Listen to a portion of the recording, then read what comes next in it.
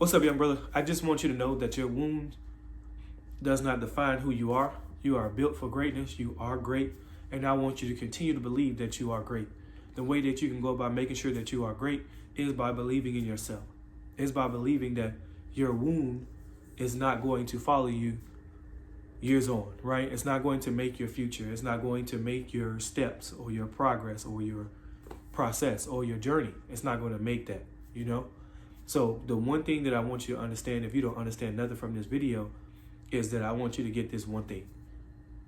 Your greatness will be defined by how you attack life. If you attack life by saying that just because my father wasn't in my life, I'm going to make sure that I don't ensure that the next generation doesn't go down the same path of go down the same direction of not being in their kids' life, not being in the community, not being in other kids' life, to make sure they get material and tools to be able to be a good father. The thing that I want you to understand is that as a young man, there's things that you must have to overcome wounds. There's things that you must possess that you can be able to help other people. So the thing that I wanted us to talk about today is just 3 points. The 3 points that I wanted to go over today was, one, is that you will not be, your future is not defined by your father's absence. Your future is based off what decisions you make, what actions you take, and how you go about your day-to-day life. The decisions you make, the actions you take in going about your day-to-day life, because your decisions are your thoughts. Like what kind of thoughts that you have about yourself and where you believe that you can become, where you believe that you can go. The actions that you take is based off the thoughts that you have about yourself. So if you're saying that I'm not capable of, I'm not strong enough, I'm weak in everything, and I just can't focus well, I am not great, I am not worthy, and if you're saying these things over your life, what do you think your actions will become? If your actions is going to become one of lack, one of limitations, one of poverty mindset, one of victim mindset, and the one thing that I don't want you to do is go down this path. Go down a path of destruction. Because what happens is we have way too many men nowadays that actually is blaming other people for things that they could have stopped or things that they could have done for themselves to make sure they win at life. For me, the decision that I made was, my father's not in my life. So the action that I took was, I need to make sure that if I have kids, being that my father's not in my life, I need to make sure I identify what a man is. What is a man's responsibility? That I need to carry those actions out. So whatever that was, and now that my day-to-day is, I need to make sure that not only I take care of my kids, but I need to also take care of other young men who actually can be able to, they're in the same situation or same predicament. Because what I understand is that if you don't give another young man a blueprint of a man, he's going to define himself by what the media says that he is or that he should be. And I don't want that. I want to make sure that you have a clear path. I want to make sure that you have a clear idea of what a man should be and what a man is. The next thing is that I want you to identify your goals, because after you understand the foundation principle, which is my future is not defined by my father's absence, you cut that out. That's your foundation. So next is now we're building that first tier of our lives, which is goals. Goals can be broken down into one or two things. Goals can be things that you have as a hobby, things that you want as your future, that you want to accomplish. So they can be at school, they can be at home, they can be with friends, or they can just be for your financial picture. What does that look like? So one of the things that I would do is ask yourself first is, am I committed to this process, or I'm going to be interested in this process? So if you're committed, that means you're going to do whatever it takes to make sure you achieve this goal.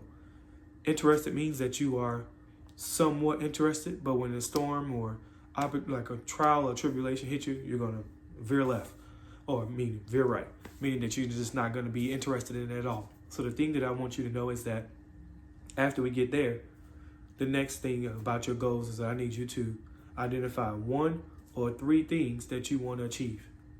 1 or 3 things that you want to achieve. One could be, what's your main objective? Your main objective could be something of, I want to make sure that I have a financial picture that'll be able to sustain me as years to come.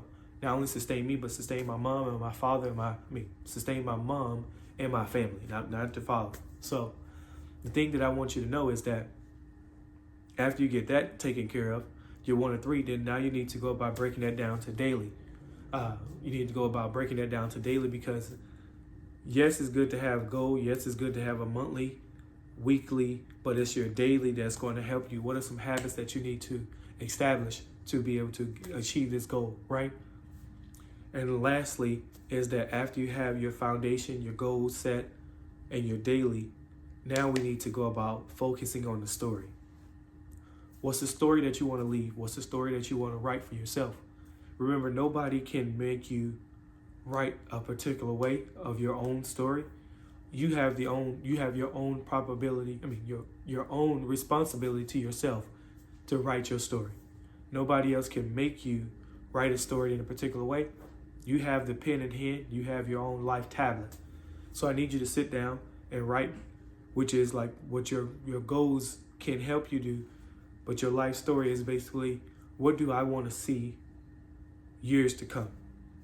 Once high school ends, once college ends, if you go to college, or if you're in the entrepreneurial career, what does that look like? What do you want that to look like? What does it look like for you? So the next thing that I want you to understand is that as you sit down and write your story, the best way to write your story is asking yourself particular questions, which is, where do I want to live? How do I want to live? And what health conditions that I want to be in? Where do I want to live? How do I want to live? And what health conditions that I want to be in? Because where can be a thing that if you set your mind on a target where you say you want to stay in Dallas, why do you want to stay in Dallas? What is making you move to Dallas? And how do I want to live is that the reason why that is so important is how you want to live do you want to live check to check? Do you want to live financial freedom? Do you want to live just to be comfortable? How do you want to live? And it's up to you to determine that. I can say financial freedom, but that may not be for you. You see what I'm saying? So identify what it is that you want to do and where you want to go. And this is Will from New Steps Foundation. I hope you got something from this video. I want to make sure that in wounds that we give you information to be able to direct your life, to help your life, and be able to just get you on the right path. Because I would hate for another young man to be in the system. I would hate for another young man to be just blaming someone else for something that they could have prevented. There's greatness in you, and I want you to understand your greatness. I want you to identify your greatness and plan to execute your greatness each and every day. Let's go.